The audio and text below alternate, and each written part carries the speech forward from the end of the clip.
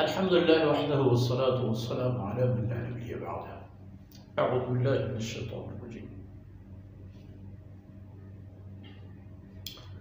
وأما ثمود فهديناهم فاستحبوا العمى على الهدى فأخذتهم صاعقة العذاب الهون بما كانوا يكسبون ونجينا الذين آمنوا وكانوا يتقون. گرامی قدر بھائیوں بہنوں پیارے بچوں، پچھلی آیتوں میں ہم نے دیکھا کہ آن حضرت صلی اللہ علیہ وسلم کے ذریعے سے ان کو وارننگ دی، فَقُلْ أَنذَرْتُكُمْ صَاعِقَةً مثل صاعقة عاد وثمود.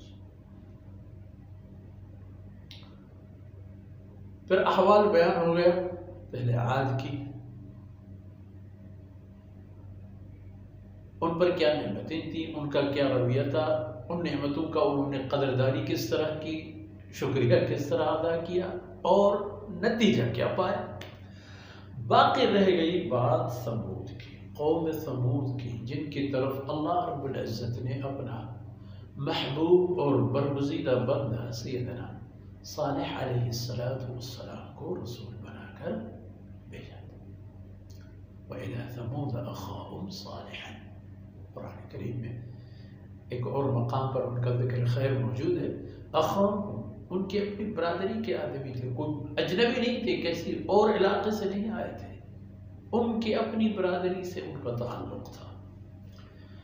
تو فرماتے ہیں فہدیناہم، ہم نے ان کے ٹھیک ٹھاک رہنمائی کی، رسول مبعوث فرما دی، رسول کو معجزہ دے دیا، رسول ان پر اللہ کی باتیں کھول کھول کے بیان فرما دیتے.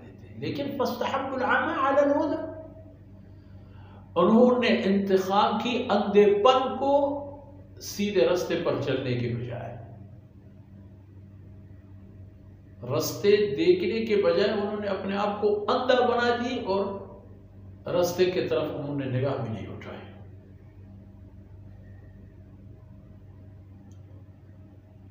تو فَأَخَذَتْهُمْ صَاعِقَةُ الْعَذَابِ، عذاب کی کڑکنے والی آواز نے ان کو پا لیا، پکڑ لیا. اسی طرح کی طوفانی آوازیں آنے لگی جو بجلی کڑکتی ہے بادلوں اور بارشوں کے مواقع پر، اسی طرح کی آوازوں سے ان کی جگر اور دل پھٹ گئے. اور یہ عذاب الہون کا ذائقہ تھا، سخت اور تباہ کن آواز تھی، اس عذاب کی جو رسوا کرنے والی عذاب تھی. یہ مغرور قوم یا ان جیسے اور مغرور قومیں، اس وقت ان کی کیا حالت ہوتی تھی جب اوندے منہ گرے پڑے، گردن ٹیڑھے، پاؤں کسی کے اور طرف، ہاتھ کسی اور طرف، اور کبھی اندازہ ہی نہیں ہوتا تھا کہ انہوں نے کوئی زندگی بھی پانی ہے.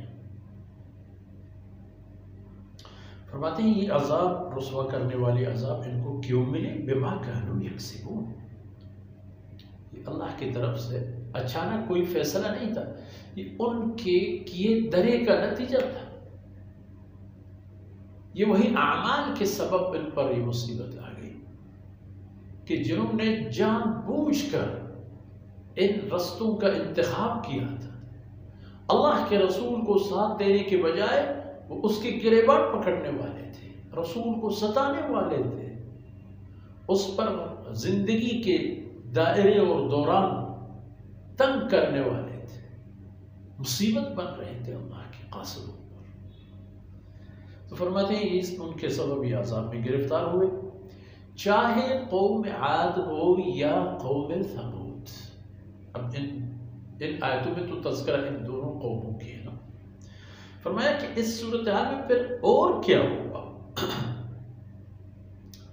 اور جو ہوا وہ یہ تھا کہ وَنَجَّيْنَا الَّذِينَ آمَنُوا وَكَانُوا يَتَّقُونَ، ہم نے نجات دی اس عذاب اور اس عذاب کی تباہی سے ایمان والوں اور تقوی والوں کو، جنہوں نے ایمان بھی لایا تھا اور تقوی اختیار کیا، جن اللہ کی ناراضگی سے بچ رہے تھے۔ اچھا، ایمان تو یہ ہے کہ یقین کریں کہ اللہ ایک ہے، وحدہ لا شریک ہے، اور تقوی پر یہ ہے کہ اس کے احکامات پر چلایا جائے۔ صرف اتنا کافی نہیں کہ ہم نے کلمہ پڑھ لی لا الہ الا اللہ محمد رسول اللہ، شراب نہیں چھوڑی، حرام نہیں چھوڑی، ظلم نہیں چھوڑ دی، یہ تمام جرائم وغیرہ نہیں چھوڑ دی، خوش دل میں تو مسلمان ہوں، کلمہ پڑھتا ہوں، یہ تقوی کے خلاف ہے۔ اور اسی طرح کے لوگ بھی تباہی کی زد میں آتے ہیں۔ اس لیے ایمان اور تقوی دونوں کی عادت ڈال دی جائے اپنے اندر، اپنے آپ کو ان دونوں چیزوں کے عادی بنانے کی صورت میں انسان مصیبتوں سے بچ جاتا ہے۔ جس طرح قوم عاد و سمود میں ہوا کہ ان کے جتنے سرکش، نافرمان اور باغی و طاغی قسم کے لوگ تھے، صفحہ ہستی سے ان کو اس ورق، منحوس ورق کو پاٹ کے پھینک کر دیا۔ ان کے لیے تو فرمایا تھا ایام النحسات، ایسے دن ان پر آئے کہ ان کے لیے منحوس دن تھے، ان کے لیے منحوس دن تھے، کہ ان کے لیے ایسی تباہی آئی کہ دوبارہ وہ کبھی آباد نہیں ہو سکیں گے۔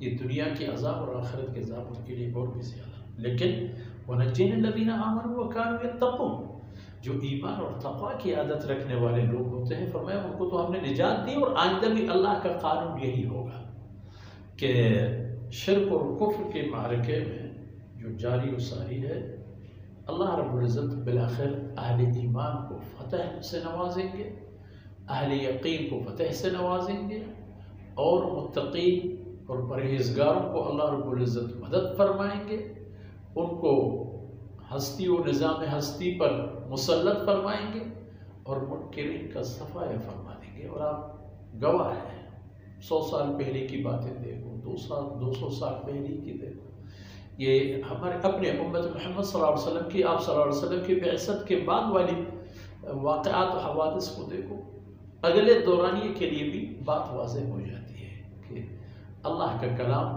اس سے پہلے اور اس کے بعد والے ہر میدان میں ہماری رہنمائی فرماتا ہے۔ اور گزشتہ حالات کا تذکرہ بیان فرمانا اس لیے ہے کہ ہم رستے سے نہ بھٹک جائیں، ورنہ جو ان کا انجام ہوا تھا وہی ہماری حالت ہوگی۔ اللہ رب العزت کوتاہیوں سے درگزر فرمائے۔ وصلی اللہ علی نبینا